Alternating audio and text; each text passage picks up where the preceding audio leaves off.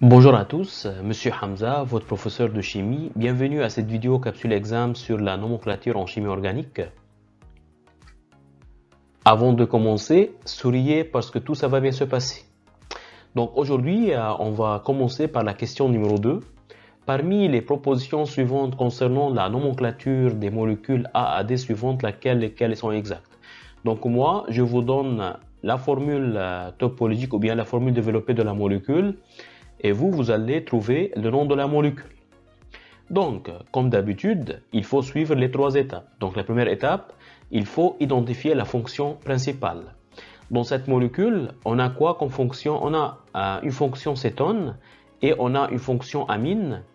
Et selon les deux phrases magiques, donc acide et ester sont des amis et jouent à la Nintendo, tandis que Albert s'étonne que l'alcool rend TikTok son amoureuse imaginaire. Donc, c'est le cétone qui l'emporte sur l'amine. Donc, la fonction principale, c'est la fonction cétone. Et donc, le nom de la molécule va terminer par on. Maintenant, il faut faire quoi? Il faut numéroter la chaîne carbonée la plus longue, d'une manière que la fonction principale prend le plus petit numéro. Et donc, on va le numéroter de cette manière. Donc, 1, 2, 3, 4 et 5. Donc 7 atomes de carbone, ce qui correspond au radical pente. Et donc maintenant, tout ce qui reste sur la chaîne principale, on l'appelle la fonction secondaire. Donc on a deux fonctions secondaires. On a une fonction CH3 qui se trouve sur le carbone numéro 3. Donc sur le 3, on va avoir un méthyle. Et ici le NH2. Donc ça va être un groupe fonctionnel secondaire. Et lorsque NH2 est un groupe fonctionnel secondaire, on l'appelle amino. Et donc, l'amino se trouve sur le carbone numéro 4. Et donc, je veux dire 4 amino. Et donc, au final, le nom de cette molécule va être quoi? Va être 4 amino, 3 méthyle. Donc, pente. On ajoute an. Pourquoi? Parce que cette chaîne carbonée est saturée. Donc, elle appartient à la famille des alcanes. Et de on. Pourquoi de on? Parce que la fonction cétone se trouve sur le carbone numéro 2. Et donc, on peut dire que l'item A est vrai, parce que dans l'item A, il nous propose ce nom-là.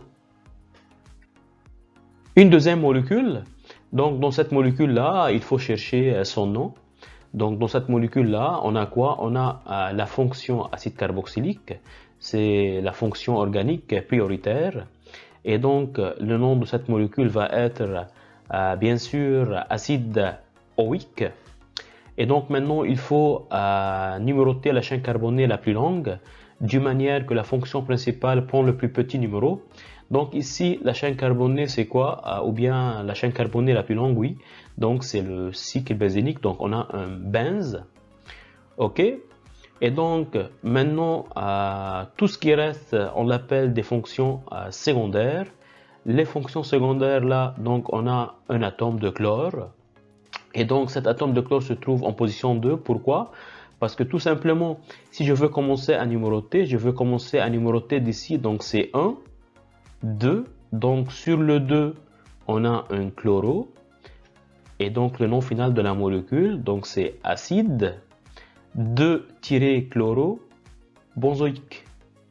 Et donc, on peut dire que l'item B est vrai, parce que dans l'item P, il nous propose cette nomenclature. Item C, donc on a cette cycle-là avec un groupement OH. Donc pour nommer cette molécule-là, il faut identifier la fonction principale. Donc la fonction principale dans cette molécule, c'est bien sûr le OH, donc c'est l'alcool. Donc le nom de cette molécule va terminer par ol. Maintenant, il faut numéroter la chaîne carbonée la plus longue d'une manière que la fonction principale prend le plus petit numéro. Et donc, comme vous pouvez le voir, donc on a 1, 2, 3, 4, 5, 6. Donc on a un cyclo-hex. Hex parce que 6 atomes de carbone et cyclo parce qu'on a un cycle. Maintenant, il faut identifier les fonctions secondaires. Donc les fonctions secondaires, c'est quoi? Ici, on a une double liaison qui se trouve entre le carbone numéro 2 et le carbone numéro 3. Et donc, sur le 2, on a un N. Et donc, le nom final de la molécule, c'est le cyclohexes Sur le 2, on a un AND, c'est-à-dire une double liaison. Et la nomenclature de la molécule va terminer par ol pour dire que cette molécule-là appartient à la famille des alcools. Et donc, l'item C est vrai parce qu'il nous propose cette nomenclature.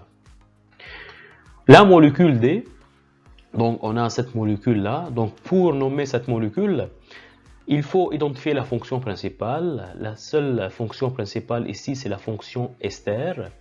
Et donc, si on a une fonction ester, la nomenclature C, c'est OAT d'alkyle. Et donc maintenant, il faut faire quoi? Il faut numéroter la chaîne carbonée numéroter la chaîne carbonée la plus longue de manière que la fonction principale prend le plus petit numéro. Donc on va le numéroter 1, 2, 3, 4. 4 atomes de carbone, donc c'est but. Et donc, dans ce cas-là, je veux avoir quoi? Le butanoate d'alkyle. Et l'alkyle, c'est quoi? Donc tout ce qui est lié à l'oxygène. Donc on a 2 atomes de carbone. Et donc c'est et. Et dans ce cas-là, je peux dire butanoate de méthyle. Et donc maintenant, il faut identifier les fonctions secondaires. Les fonctions secondaires, on a un CH3 qui se trouve sur le carbone numéro 2. Et donc, sur le carbone 2, on a un CH3 qu'on appelle de méthyle. Et donc, le nom final de la molécule va être quoi? Va être 2-méthyl butanoate d'éthyle. Mais ici, il faut se méfier. Pourquoi? Parce que le carbone qui est là, le carbone numéro 2, si vous voulez, c'est un carbone asymétrique. Que veut dire carbone asymétrique? C'est un carbone qui est lié à 4 groupements différents. Et donc, ici, dans la nomenclature, il faut préciser si le carbone numéro 2, il est R ou bien S. C'est hyper important. Et donc, pour cela, il faut chercher à savoir si cet atome de carbone est R ou bien S. Donc, on va ranger les substituants par numéro atomique Z décroissant.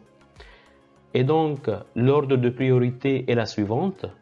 Donc, ça c'est 1, ça c'est 2, ça c'est 3. Et bien sûr, le groupement qui n'est pas représenté ici, donc c'est un hydrogène qui est en arrière, sera le numéro 4. Maintenant, il faut tourner dans le sens 1 vers 2 vers 3. Donc 1 vers 2 vers 3, on tourne dans le sens inverse de l'aiguille du montre. Donc la configuration est S. Et donc dans ce cas-là, le nom final de la molécule, c'est le 2S pour dire que cet atome de carbone, il est S. Et donc après, on dit le 2-méthyle. Donc on a ici sur le carbone numéro 2 un méthyle, butanoate d'éthyle. Et donc, l'item D est faux parce que c'est pas ça le nom qui est proposé. Et donc, le bilan de réponse, c'est A, B et C. C'était tout pour cette vidéo. J'espère que cette vidéo vous a plu et vous a aidé. Merci de me laisser un petit commentaire et un pouce dans l'air pour nous supporter. Et n'oubliez pas de s'abonner à votre chaîne YouTube Coursup Hamza pour ne pas louper les vidéos prochaines. Et surtout, croyez en vous parce que je crois en vous. On lâche rien. On croise les doigts. Ciao. À la prochaine.